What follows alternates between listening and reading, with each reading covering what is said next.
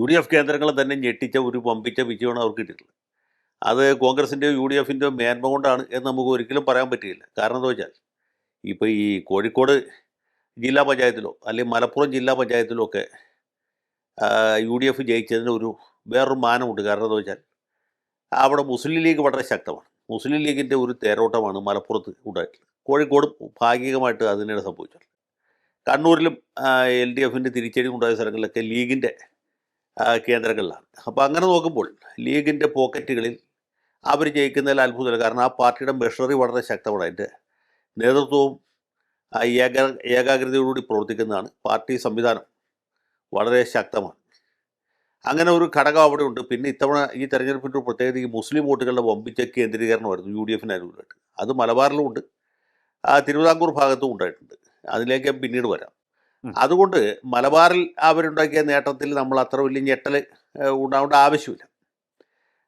മറിച്ച് തിരുവിതാംകൂർ ഭാഗത്ത് നോക്കിക്കഴിഞ്ഞാൽ കോൺഗ്രസിൻ്റെ സംഘടനാ സംവിധാനം വളരെ ശിഥിലമാണ്. കോൺഗ്രസ്സിന് പരമ്പരാഗതമായി വോട്ട് ചെയ്തുകൊണ്ടിരുന്ന സമുദായങ്ങളൊക്കെ അവർക്ക് എതിരായി. നായർ സമുദായം എതിരായി. ക്രിസ്ത്യൻ വോട്ടിൽ തന്നെ വലിയ വിള്ളലുണ്ടായി. സാമുദായിക ധ്രുവീകരണം ഭയാനകമായ രീതിയിൽ ഉണ്ടായിരുന്നു. ഇതൊക്കെ കഴിഞ്ഞിട്ടും കോൺഗ്രസ്, ഇവിടെ ലീഗ് അത്ര പ്രധാനപ്പെട്ട പ്രസക്തമായ ഒരു കക്ഷിയല്ല തൃശ്ശൂർ തൊട്ട് തെക്കോട്ടുള്ള ജില്ലകളിൽ.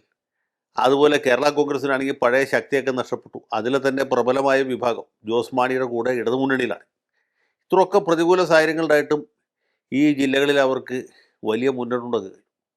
ഇപ്പോൾ ഈ ഇടതുമുന്നണിക്ക് സാമാന്യം നല്ല വിജയം ഉണ്ടായെന്ന് നമ്മൾ പറയുന്ന ആലപ്പുഴ ജില്ലാ പഞ്ചായത്ത്, കൊല്ലം ജില്ലാ പഞ്ചായത്ത്, അവിടെയൊക്കെ തന്നെ, അല്ലെങ്കിൽ തിരുവനന്തപുരം ജില്ലാ പഞ്ചായത്ത്, ഈ സ്ഥലങ്ങളൊക്കെ തന്നെ നമ്മൾ നോക്കുമ്പോൾ അവിടെ ഈ നഗരപ്രദേശങ്ങളിൽ, പട്ടണ പ്രദേശങ്ങളിൽ വലിയ തിരിച്ചടിയാണ്. Mavelikkara municipality, Chengannur municipality, Thiruvalla municipality, അതെ, അതല്ലെങ്കിൽ ഇങ്ങോട്ട് വരുമ്പോൾ ആലപ്പുഴ മുനിസിപ്പാലിറ്റി, ചേർത്തല ഒഴിച്ച് ബാക്കി എല്ലാ മുനിസിപ്പാലിറ്റികളും. എറണാകുളം ജില്ലയിൽ നോക്കിക്കഴിഞ്ഞാൽ എനിക്കൂടെ തൃപ്പൂണിത്തുറ ഒഴിച്ച് ബാക്കി എല്ലാ സ്ഥലത്തും UDF വിജയിച്ചു. തൃപ്പൂണിത്തുറയിൽ BJP ആണ് ജയിച്ചത്. അപ്പോൾ എവിടെ നോക്കിയാലും LDFൻ്റെ പൊടി പോലുമില്ല.